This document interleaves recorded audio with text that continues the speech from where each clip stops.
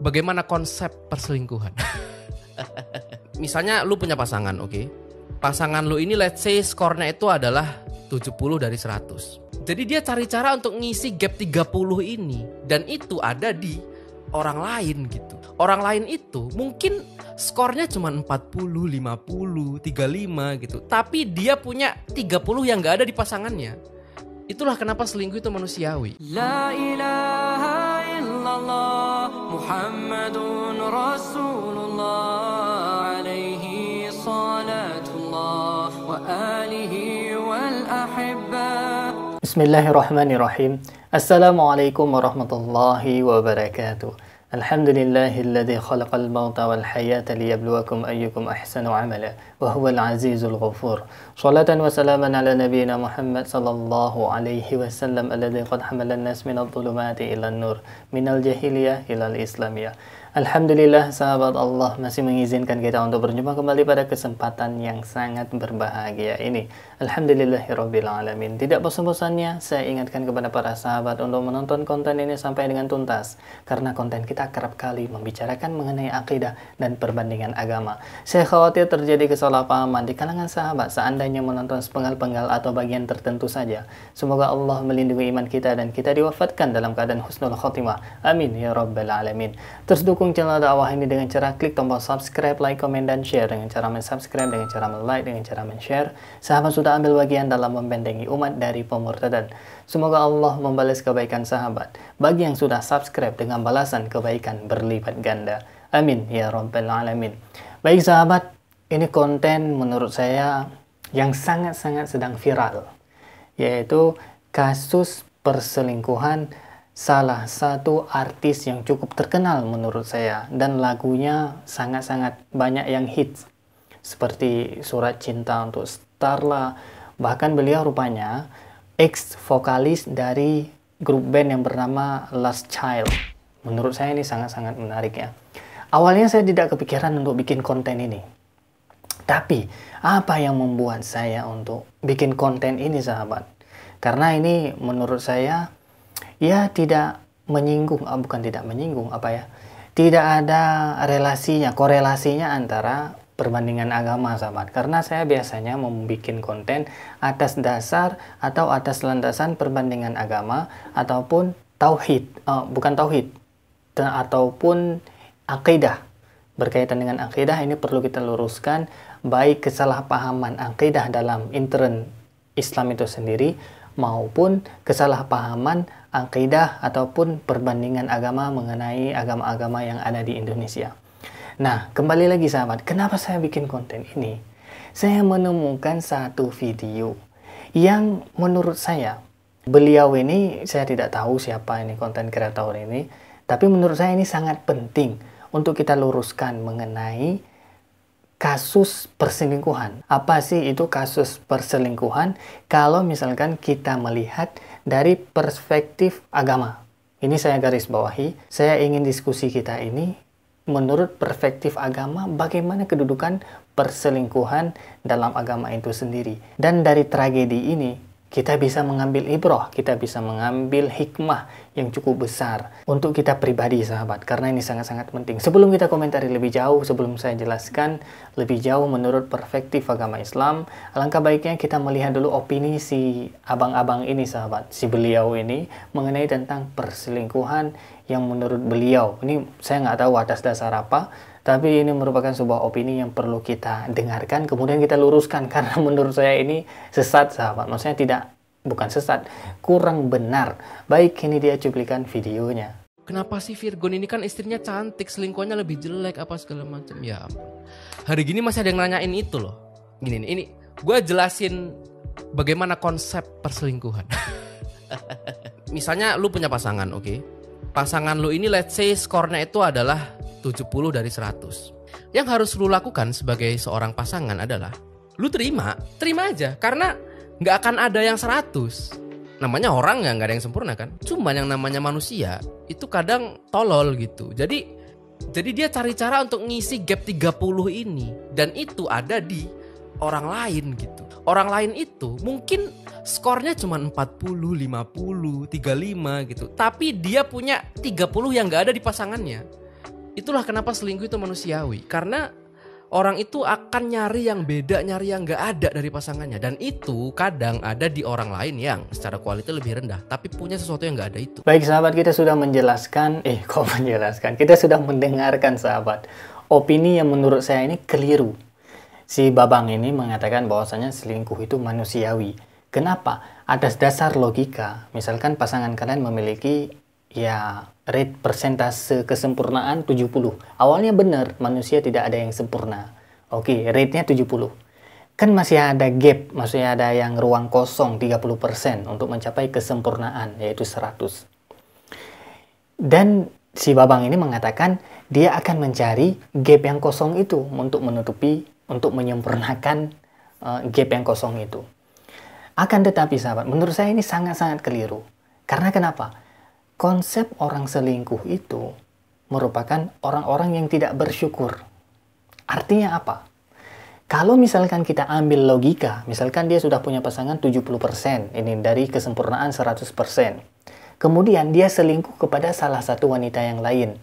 Katakanlah let's say 30% wanita yang kedua ini sahabat. Artinya dia kan sudah sempurna. Dia nggak akan selingkuh selamanya karena sudah mencapai kesempurnaan. Tapi faktanya, Anda boleh cek. Dan datanya sahabat, cukup banyak orang yang gonta-ganti pasangan ataupun berselingkuh lebih dari satu. Artinya, kalau misalkan dia punya pasangan 70% dari tingkat kesempurnaan. Kemudian dia pasangan yang kedua katakanlah 30%. Udah 100, harusnya dia stop. Tapi nggak di stop. Tapi malah dia selingkuh kepada wanita yang lain. Dia suka jajan kepada wanita yang lain. Artinya apa? Ini tidak bisa kita jadikan tolak ukur landasan orang berselingkuh. Akan tetapi, yang paling tepat untuk kita jadikan landasan kenapa seseorang itu selingkuh, karena dia kurang bersyukur. Dan ini sudah menjadi tupoksinya syaitanir rajim untuk menghiasi sesuatu yang haram itu terlihat indah. Zina itu terlihat indah. Dan orang yang sudah menikah akan terasa beda semangatnya sahabat. Sebelum menikah sangat-sangat semangat untuk, dalam tanda kutip sahabat, untuk berzina itu sangat-sangat bersemangat. Akan tetapi ketika sudah menikah, sudah memiliki, sudah halal, udah terkesan biasa saja sahabat. Nah inilah godaan syaitan yang memang menjadi tupoksinya, menghiasi yang haram terlihat indah, dan membiasakan yang halal. Maksudnya membiasakan yang halal ini terlihat terkesan biasa aja. Padahal sama aja sahabat. Antara kita menikah dengan yang tidak menikah, bedanya satu yang haram, yang belum menikah atau pacaran, yang satunya lagi yang sudah menikah halal. Padahal orang yang sama dan sebagainya sahabat. Tapi kesannya beda karena ini merupakan godaan. Godaan dari syaitan yang tidak pernah henti menggoda manusia sampai kiamat.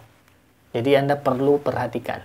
Nah, untuk menjawab, untuk menstop kasus perselingkuhan ini atas dasar pribadi, ini bisa terjadi pada laki-laki, bisa terjadi pada perempuan. Jadi tidak ada gender untuk perselingkuhan ini sahabat. Meskipun mayoritas yang terjadi kadang-kadang lebih banyak laki-laki. Dan menurut data, Anda bisa cek, memang lebih banyak laki-laki yang berselingkuh. Karena laki-laki yang mudah tergoda sahabat.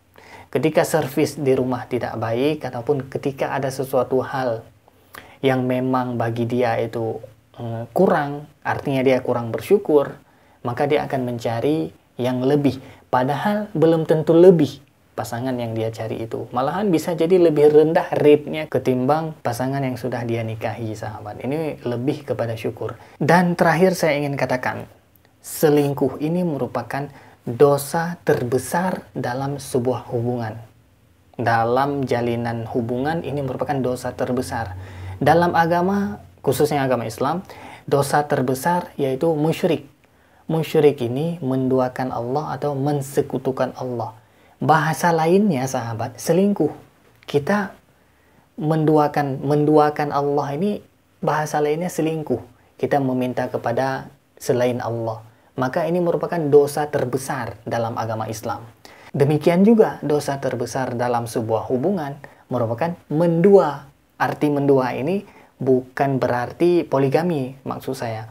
Kita sudah punya istri sah, tapi kita berzina dengan perempuan yang lainnya. Artinya kita mendua secara haram, secara tidak sah, sahabat.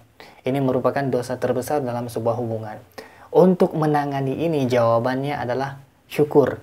Kita bisa menerima pasangan kita, menyempurnakan pasangan kita dengan ilmu-ilmu agama dan ilmu-ilmu yang lainnya. Dan yang paling penting merupakan ilmu agama. Kemudian baru ilmu-ilmu yang lainnya seperti psikologi dan sebagainya, sahabat. Maka oleh karena itu, ketika ada seseorang yang memang dia selingkuh, dia punya riwayat selingkuh, maka Anda perlu hati-hati. Karena menurut saya ini penyakit psikologi.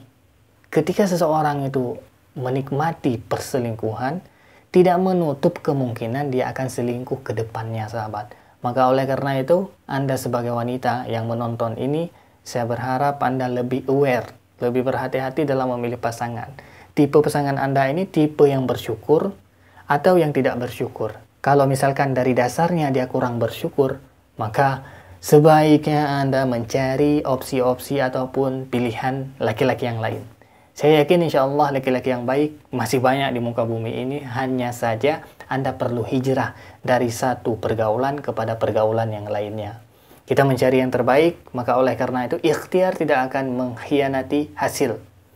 Dan selalu berdoa supaya dipertemukan dengan yang cocok dan selalu bersyukur sehingga Anda terhindar dari pasangan-pasangan yang doyan untuk jajan. Baik sahabat, demikian yang dapat saya sampaikan. Yang baik datangnya dari Allah, yang salah murni dari keterbatasan ilmu. Saya mohon diperbanyak maaf dan saya mohon ampun kepada Allah Subhanahu wa Ta'ala. Terus dukung channel dakwah ini dengan cara klik tombol subscribe, like, komen, dan share. Dengan cara subscribe, dengan cara like, dengan cara share. Sahabat sudah ambil bagian dalam membentengi umat dari pemurtadan. Semoga Allah membalas kebaikan sahabat bagi yang sudah subscribe dengan balasan kebaikan berlipat ganda. Amin ya rabbal alamin. Terima kasih bagi yang sudah menonton. Hadanallah wa iyyakum ajma'in. Akhirul kalam. Wassalamualaikum warahmatullahi wabarakatuh. La ilaha illallah Muhammadun Rasulullah alaihi salatullah wa alihi wal ahibba.